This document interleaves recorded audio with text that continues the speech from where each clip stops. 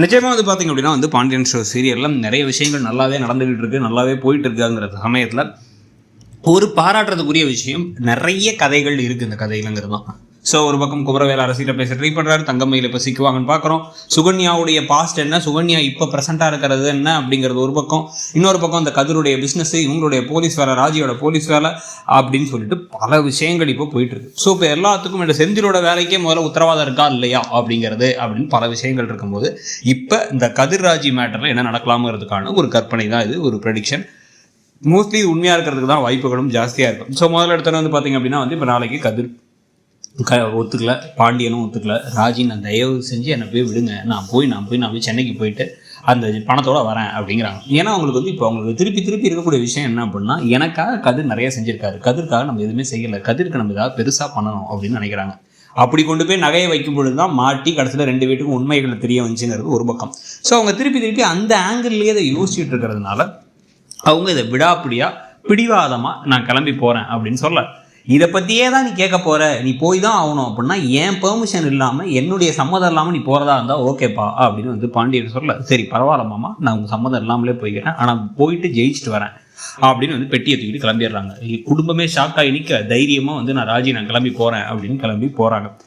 முதல்ல வந்து கதிருக்கு கோவப்பட்டாலும் வேணான்னு சொன்னாலும், எதுக்கு வீட்டில் எல்லாருடைய சம்மதம் இல்லாமல் போகிற அப்படின்னு சொன்னாலும் கூட சரி போ அப்படின்னு அவரும் ஏற்றுக்க போகிறார்.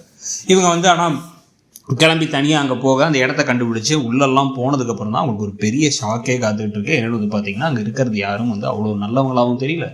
இது உண்மையாகவே வந்து ஒரு அங்கீகரிக்கப்பட்ட இல்லை வந்து ஒரு மரியாதைக்குரிய ஒரு இடமாவோ இல்லை ஒரு நல்ல கம்பெனி நடத்துகிற ஒரு ஈவெண்ட்டாவோ தெரிய மாட்டேங்குது அவங்களுக்கு. ஆனால் அங்கே போனதுக்கப்புறமா வந்து அவங்க வேணும்னா இப்படி ஆடுமா அப்படி ஆடு, என்ன வெக்கப்படுற அப்படின்னு பேசுறது மட்டும் இல்லாமல், மாஸ்டர் இங்கே வாங்க, இந்த பொண்ணு ரொம்ப வெக்கப்படுறா பாருங்க அப்படின்னு சொல்லிட்டு வந்து டிம் லைட்டெல்லாம் வச்சுட்டு வேணும்னே வந்து இடுப்பில் கை வைக்கிறது, வந்து நெருங்கி ஆடுறதுக்கு ட்ரை பண்ணுறது, உரசுறதுங்கிற மாதிரி மோசமான விஷயங்கள்லாம் பண்ண இவங்களுக்கு அந்த இடத்த இருக்கவே பிடிக்கல, ஓடி வந்துடுறாங்க.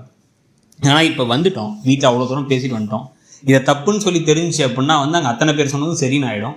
கூடவே வந்து நம்ம இவ்வளோ தூரம் வந்துட்டோம், ஒருவேளை இந்த சின்ன இடங்கள்லாம் தாண்டி ஜெயிச்சோம்னா அந்த 10 லட்ச ரூபாய் ஜெயிச்சிடலாமோ அப்படின்னு பக்கம் அவங்க ஒரு பக்கம் யோசிச்சுட்டு இருக்காரு.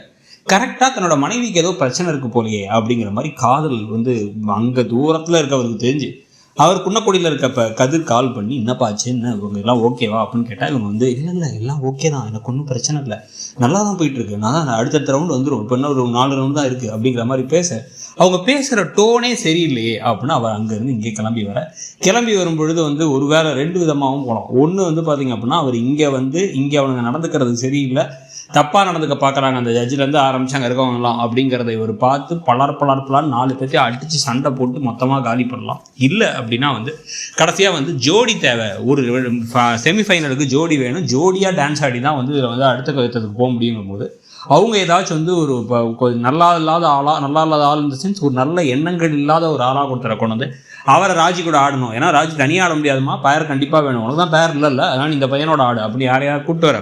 அப்போ இவங்க உடனே ஷாக்காகி என்ன பண்ணுறது ஏது பண்ணுறதுன்னு முடிக்கும் பொழுது கதிர் நாங்கள் வந்துட்டு நான் இருக்கேன், நான் தான் அவங்க பேர் அப்படின்னு உள்ளார வந்து இவங்க 2 பேரும் அந்த போடாப்போடி படம் மாதிரி வந்து டான்ஸ்லாம் ஆடி இவங்க வந்து ராஜி சொல்லி கொடுத்து கதிர் அதை பிக்கப் பண்ணி 2 பேர் சேர்ந்து டான்ஸ் ஆடி கையில் 10 லட்ச ரூபா காசோடு வந்து இங்கே ட்ராவல்ஸை ஓப்பன் பண்ண போகிறாங்களா இல்லை எப்படி போகுது கதை அப்படிங்கிறத பார்க்கலாம். நீங்கள் என்ன நினைக்கிறீங்க, அந்த கதை எப்படி போகிறதுக்கான வாய்ப்புகள் இருக்குது? உங்களை பொறுத்த வரைக்கும் இந்த கதிர் ராஜி ட்ராக்கு மொத்தமாக வந்து பல ட்ராக் போயிட்டு இருக்கிறதுல எது ரொம்ப இன்ட்ரெஸ்டிங்காக இருக்குன்னு நினைக்கிறீங்க? எந்த ஜோடி பாண்டியன் ஸ்டோர்ஸில் உங்களை ரொம்ப கவர்ந்து எடுக்குது அப்படிங்கிறத கமெண்ட் செக்ஷனில் சொல்லிட்டு அப்படியே மறக்காமல் இடம்பொருள் சேனலையும் சப்ஸ்கிரைப் பண்ணுங்கள். நம்மளுடைய இன்னொரு சேனலான இடம்பொருள் நவ், அதுலேயுமே வந்து ஷார்ட்ஸ் வீடியோலாம் போடுறோம், அந்த வீடியோவையும் அந்த சேனலையும் சப்ஸ்கிரைப் பண்ணிக்கோங்க. தேங்க்யூ.